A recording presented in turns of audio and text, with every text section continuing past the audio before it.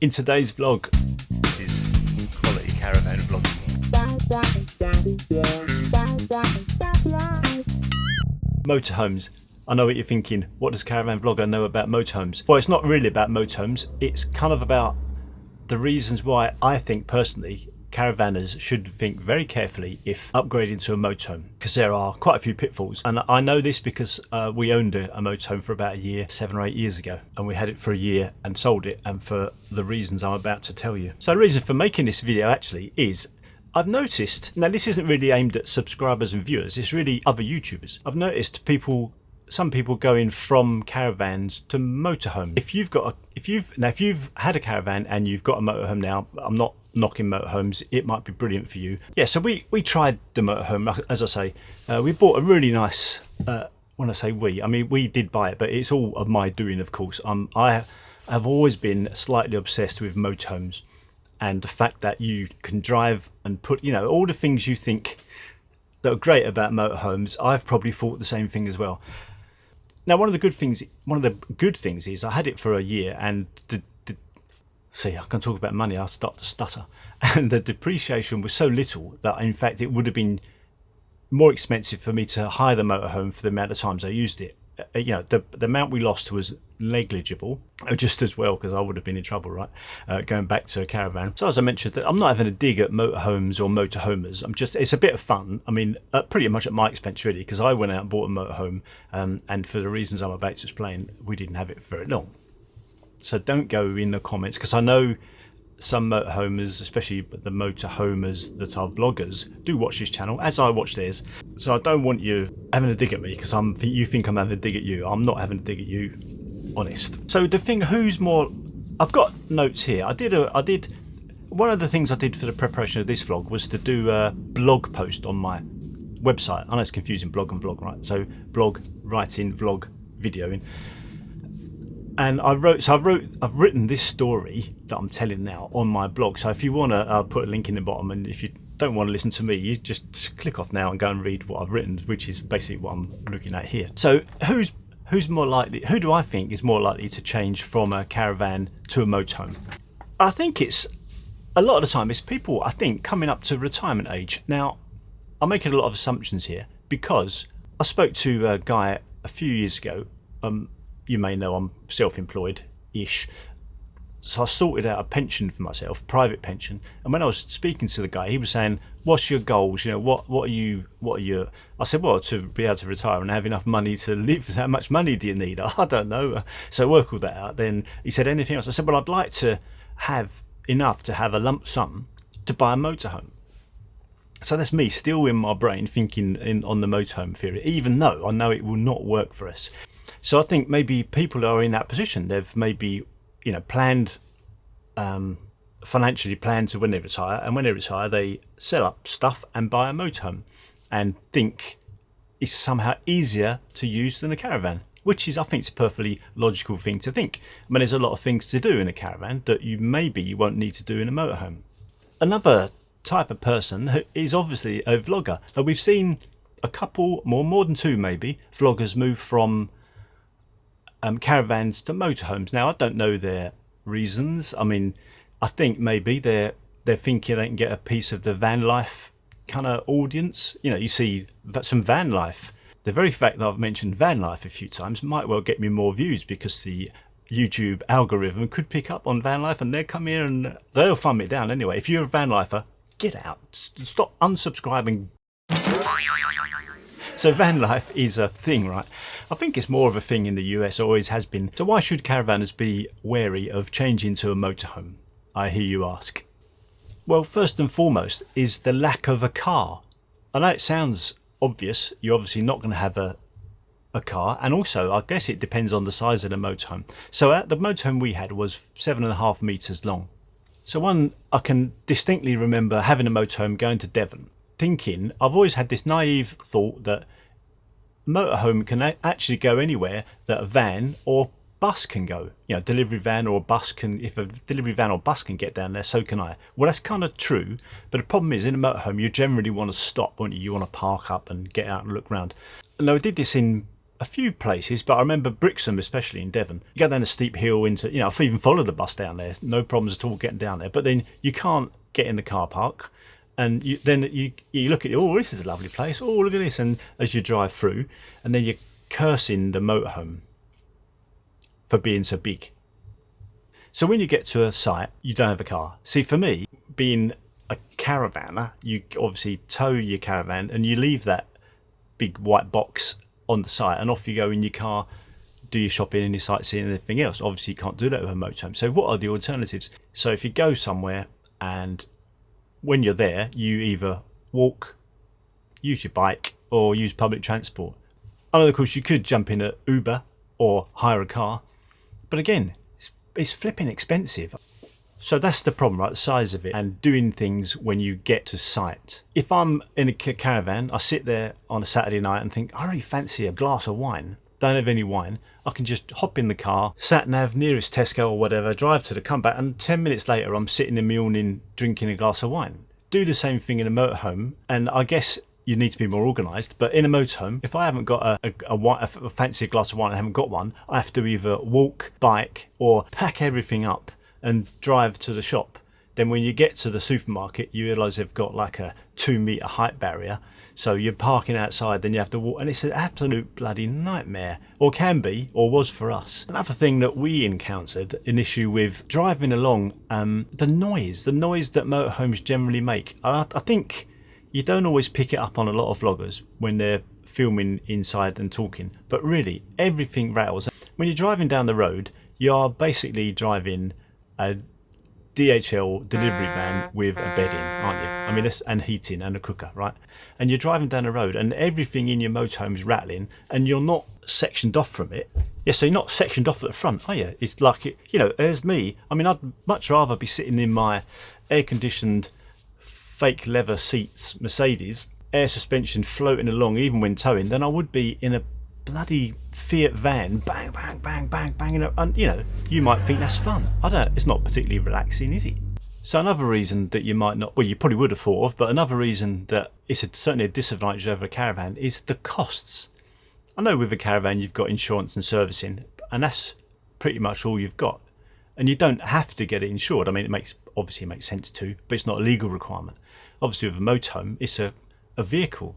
So you need tax, insurance, you need to, I'm counting on my fingers that you can't see out. I don't know why I'm doing that, but tax, insurance, it helps, honest. Servicing, engine servicing, vehicle servicing, and the habitation servicing, so the service that we have on a caravan every year. So that's hundreds and hundreds of pounds, probably more than £1,000 I'd imagine every year. Running costs. Then I've seen some reports of certain types of motorhomes having to pay to get into cities like Manchester, and it's not cheap, like £60 a day or something. If you've got a newer one, it's okay, but it's like a congestion or pollution charge or whatever, whatever other charge they want to call it. So every time you go into a city, you might well have to pay. Now I think that's probably going to happen more in Europe, especially France, than it hit this country. So that kind of comes under the umbrella of additional costs that you'd have over owning a caravan. Still, with all these things I'm mentioning now, still the biggest thing for me is not having a car. That really, I can't do public transport. Again, I'm going back to these motorhome vloggers that I watch. I watch them abroad, parking in stopovers and airs over there in France and Spain or wherever, Portugal, whatever.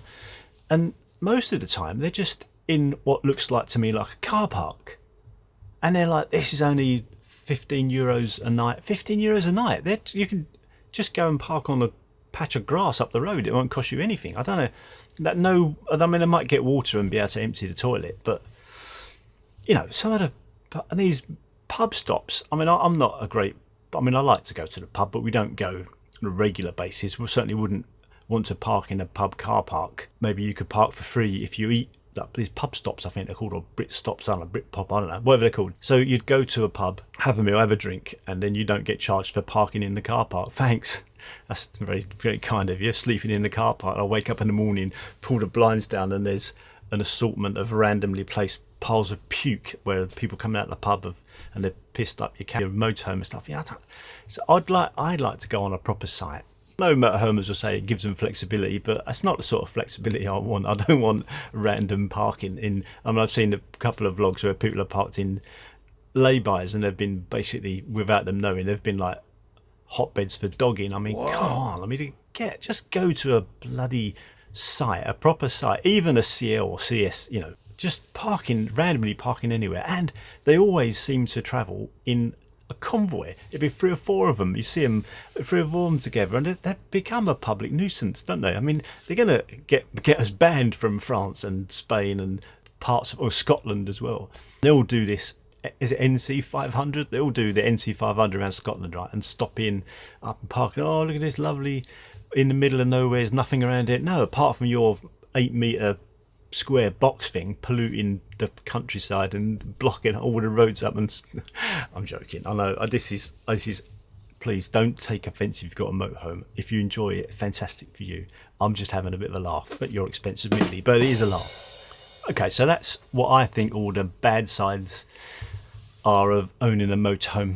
There must be some good side, mustn't there? I mean, this is for a caravan, and actually what I didn't mention there was comfort as well, the comfort aspect. Unless you're spending like 90 grand on a motorhome, you're going to get basically a caravan with an engine on the front, right? I mean, this is all Bailey and Swift do, isn't it? They take a caravan and cut the front out and put an engine on there. I know it's more technical than that, but that's what it's like. But not only that, but the space in a motorhome, it isn't the same space that you get in a caravan. Like, this is just shy of 8 meters caravan, and all I've got it's not included is the front of the A-frame. Whereas in a motorhome, that part is where the engine and the seats are. So I think you're not going to, on a 7.5 meter motorhome, now don't quote me, but you get a smaller amount of space in the habitation area. And I know you can turn the front seats around, like I have done in the motorhome we had. Turn it around, you think, this is great. I've been driving for 3 hours or 4 or 5 hours or whatever. I don't want to then turn around and watch the telly sitting in the seat I've been in all day. It's a grip. And the other problem I had this is my problems with motorhomes really, rather than to stop you. I'm not trying to stop you buying a motorhome if you want to. Sell your house if you like. I mean, another problem I had is that when I arrived on site, set up, turn the seats around, so I was always itching to get to the next place. Now, I guess that's the advantage of having a motorhome, but I'd like to go somewhere and stay there for a while and explore the area I'm in using my car, not using my feet or using my own power. Just looking at my notes from my blog post, I've got like 4 pages of disadvantages and then basically 1 paragraph. I seem to have 1 sentence of the advantages. Advantages here, I'll just read from this. Basically, I've got one of the advantages is if you haven't got a car, to go to the pub, you can just get in a taxi or walk to the pub, so you can have as much drink as you like. That's the advantage. That is the one advantage, isn't it? It becomes a gin palace with a steering wheel. But as long as you park near a pub, like in a car park, you can just walk to the pub, get lashed, come back to your motorhome and sleep there, and then go on to the next pub and do the same. Why didn't I think of that? We're getting a motorhome. All joking aside, there are obviously advantages to having a motorhome over a caravan, even if you're a caravaner. So they are, in theory, easier to set up. You don't have an aqua roll. Why can't I say aqua roll? You don't have an aqua roll. You have internal tanks. You still got to empty the toilet, obviously. It's a bit easier to do shorter trips, I guess. You don't have the hassle of hooking up the car. Physically less demanding a motorhome, I guess. You know, that I can understand that if you physically can't deal with a caravan, then a motorhome would be a bit easier, I suppose.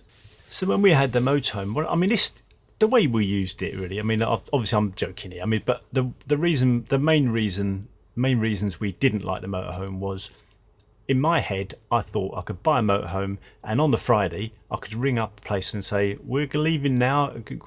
But you know, the height of the summer, you generally can't get in anywhere, especially now. So we did drive down to the coast once and like park up near the beach and use the cook meal, but it was just people like looking at you like you're some kind of traveller or something. But you shouldn't let what other people think put you off, and certainly don't let what I'm saying put you off. As you get older, you don't really want to. But I mean, you know, I know there'll come a time when filling the aqua roll will be like some kind of endurance Olympic event, and it's gonna, you know, maybe at that stage of life I need to think about. Yeah, no, I'm not. I'm not going to buy a motorhome. If you see me in a motorhome, you have my permission to shoot me. There you go. I've said that before. And I've seen people sell their houses and buy a motorhome and go touring. And then like a year later, they're like, what are we going to do now? They're obviously house prices have gone up. So you sell the house for say 400,000. You buy a motorhome for, well, best part of 100,000, 300,000 left. During that year, you spend 50 of that. It's too, then you come back and you haven't got enough money to buy a house and you're trapped. No, don't sell your house to buy a motorhome unless you have enough money to buy another house or of course, if you live down south, you could buy a house up north and work the money out that way, maybe. Sounds like a plan. So there you have it. It's all just a bit of fun. I mean, these are really reasons why I wouldn't now buy another motorhome. So it's me saying what I wouldn't do. You do obviously do what you want, but there are downfalls and areas that you might not have thought about before, genuine reasons that you need to think before selling your caravan to buy a motorhome. Now I do stick to what I said earlier. I do think some people that have recently or in the recent past bought motorhomes will be soon enough returning to caravanning, but that's just a little prediction there. I'll just write that down. So how do I sum that up? I think I've probably lost about 50 subscribers, but there you go. It's all having a bit of fun. But if you do enjoy it, do remember to thumbs up. Comments below what you think. Have you ever been tempted to buy a motorhome? Now they are great. Obviously I love them. I bought one and I'm always thinking maybe I should get one. But I think this vlog is a little message to myself, future self. Watch this if you're tempted again, because you know it didn't work last time. Thanks for watching. Thumbs up, subscribe if you enjoy the content, and we'll see you in the next one. This is quality caravan vlogging.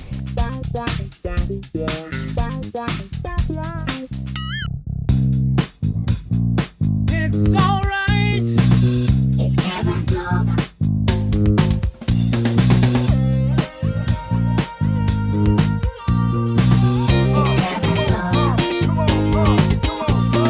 This is quality caravan vlogging.